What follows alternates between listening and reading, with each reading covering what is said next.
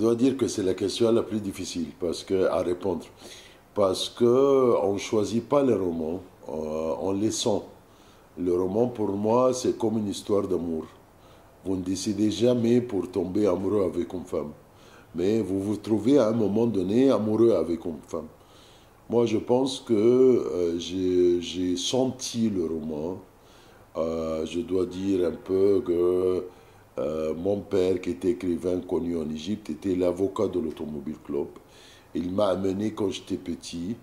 Il devait faire beaucoup de travail à son bureau. Alors, moi, j'ai passé les journées avec les serviteurs à l'époque. On parle de la fin de l'époque de la fin des années 60. Tous les serviteurs à l'époque de l'Automobile Club de l'Égypte avaient travaillé avec le roi. Alors, ils m'ont raconté beaucoup d'histoires du roi Farouk, que je pense que j'ai gardé ces histoires à un moment donné. J'ai senti que c'est le moment pour les raconter.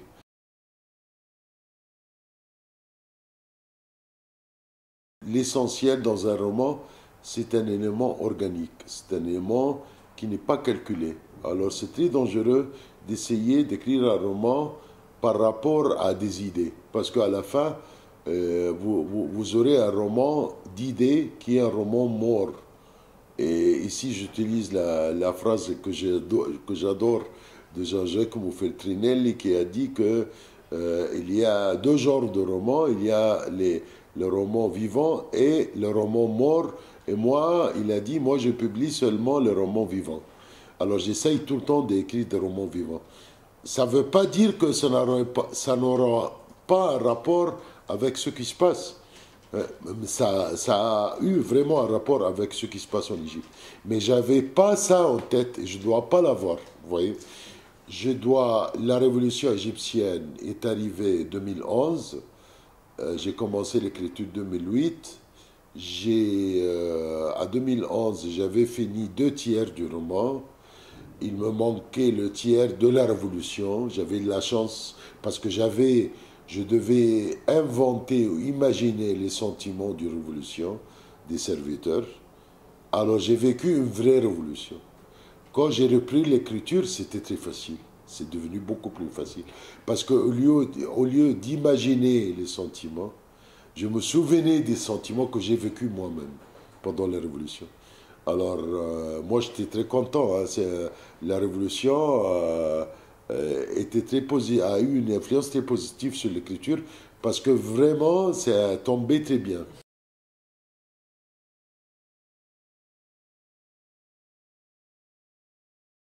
Oui, je pense pas que les femmes sont fortes dans le roman. Seulement, je pense que les femmes sont fortes dans la vie et les femmes sont les créatures les plus fortes.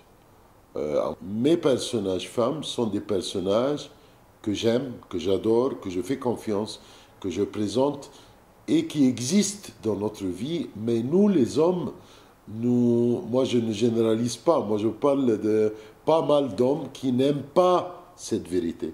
Alors qui essayent tout le temps de limiter la femme dans le préjugé. Alors les femmes, comme vous avez lu, les femmes dans le roman étaient des créatures, des êtres humains très directs, très forts, qui faisaient vraiment un combat très noble pour préserver la vie. C'est comme ça que je vois la femme, dans la vie, et c'est comme ça que je l'écris dans le roman.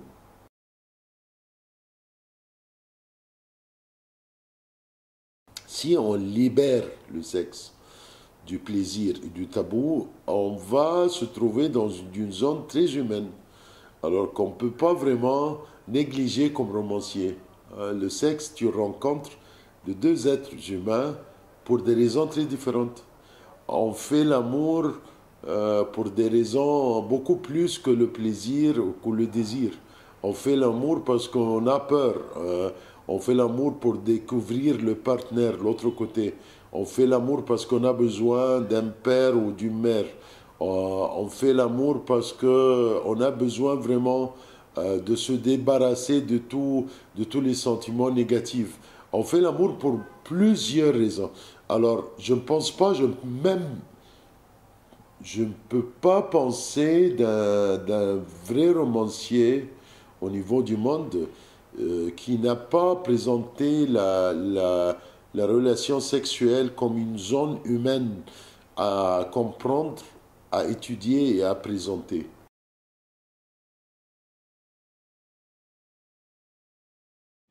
L'Égypte a été toujours cosmopolite.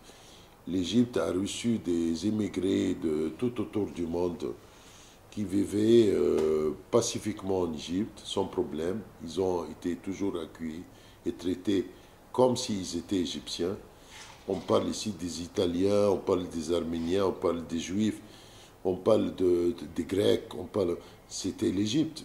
J'ai étudié au lycée français du Caire, j'ai vécu en Amérique, j'ai étudié en Amérique, alors j'ai des amis occidentaux, parfois ou plusieurs fois, qui sont plus proches pour moi que des amis égyptiens. Aussi parce que je crois à l'humanité. Moi, je pense que vraiment, ce qui compte et ce qui vraiment va sauver ce monde, c'est l'humanisme. C'est vraiment penser que vous êtes un être humain avant d'être italien ou égyptien ou...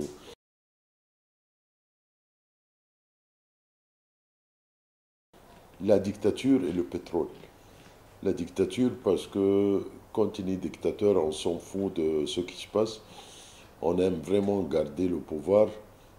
Et aussi le pétrole parce que le pétrole a soutenu le wahhabisme. Je ne sais pas si ça vous dit quelque chose, le wahhabisme, mais le wahhabisme, c'est l'interprétation la plus fermée, la plus violente de l'islam.